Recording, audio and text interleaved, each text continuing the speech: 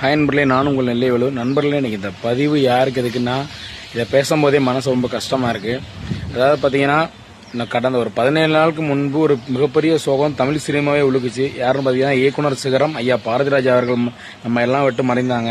அவர் மறைந்த 17 நாளையில் இன்றைக்கி ஒரு மிகப்பெரிய நடிகர், ஒரு உச்சபட்சம் தமிழ் சினிமாவுக்கு கிடைத்த ஒரு பெரிய ஒரு வரப்பிரசாதம் கூட சொல்லலாம். சிறந்த இயக்குனரும் சொல்லலாம், சிறந்த நடிகரும் சொல்லலாம், சிறந்த கதாசிரியரும் சொல்லலாம்.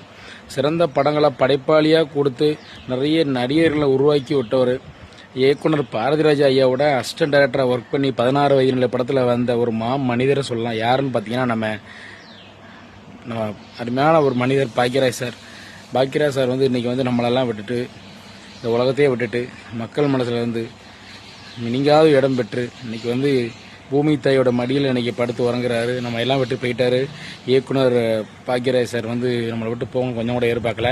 அவருக்கு நெஞ்சு வலி மாரடைப்பு காரணமாக இன்றைக்கி மருத்துவமனை கூட்டு போயிருக்காங்க. கூட்டு போகிற வழியிலே அவரோட இது பிரிஞ்சிருச்சு அப்படின்னு சொல்கிறாங்க. ரொம்ப ரொம்ப கஷ்டமாக இருக்குது. நல்ல ஒரு மனிதர். இது ஏன் சொல்கிறேன்னா, அவங்க வீட்டில் வேலை பார்க்குற வேலைக்கார அண்ணன் அக்கா தங்கச்சி மாதிரில கூட அவ்வளோ கதறி அழுகுறாங்க. எப்படி ஒரு மனிதர், அண்ணா என்னை விட்டு போயிட்டீங்கன்னா, உங்கள் வீட்டில் 25 வருஷமும் 22 வருஷமும் இருக்கும். ஒரு அண்ணன் தங்கச்சியாக தான் என்னை பார்த்துருக்கீங்க, எத்தனையோ எங்களுக்கு உதவி செஞ்சுருக்கீங்க. உங்களுக்கு இப்படி ஒரு இழப்பா உங்கள் குடும்பத்துக்கு எல்லாருக்கும் சொல்லி ரொம்ப வேதனைப்பட்டு அழுகிறாங்க. நல்ல ஒரு நடிகர். ஏன்னா முந்தானை முடிச்சுங்கிற படம் எல்லாருமே தெரியும். அதில் தனியாக ஒரு கேரக்டரை நடித்து மக்கள் மனசை இடம் பிடிச்சி இன்னைக்கு முருங்கைக்காரனாலே பாக்கியராஜ் சார் அவன் தான் அப்படி ஒரு மனிதர். நல்ல அவர் படங்களை பூராமே அர்த்தம் உள்ளது. அவர் படத்தை பார்த்தாலே அழாதவங்க கூட அழுதுருவாங்க. படத்தை பார்த்தா அவ்வளோ சிரிப்பாக மக்களை என்டர்டெயின்மெண்ட் பண்ணுறவர். நல்ல சிறந்த கதாசிரியர், சிறந்த இயக்குனரும் சொல்லலாம், நல்ல நடிகரும் சொல்லலாம். சிறந்த நடிகர்ன்ட்டு தேசிய அளவில் நிறைய விருதுகள் வாங்கியிருக்காங்க.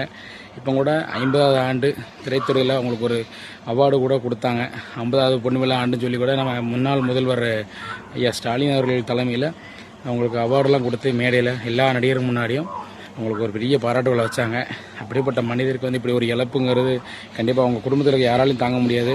குறிப்பாக அவங்க பையன் சாந்தனும் அவரால் கண்டிப்பாக தங்க முடியாது. ஏன்னா நல்ல ஒரு தந்தையாக இருந்திருக்காரு அவங்களுக்கு பாக்கியராஜ் சார். இவரும் நல்ல மகனாக இருந்திருக்காங்க.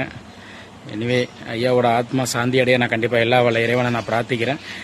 பாக்கியராஜ் சார் மாதிரியும் நம்ம இயக்குனர் இமயம் பாரதிராஜா சார் மாதிரியும் கண்டிப்பாக அமையவே போகிறதில்ல. என்னதான் இருந்தாலும் குருவோட பிள்ளை, குருவோட சிஷியன் அவர் போன 17ஆம் நாளே அவரும் இந்த உலகத்தை விட்டு போயிட்டாருங்க செய்தியை கேட்கும்போது ரொம்ப ரொம்ப கஷ்டமாக இருக்குது.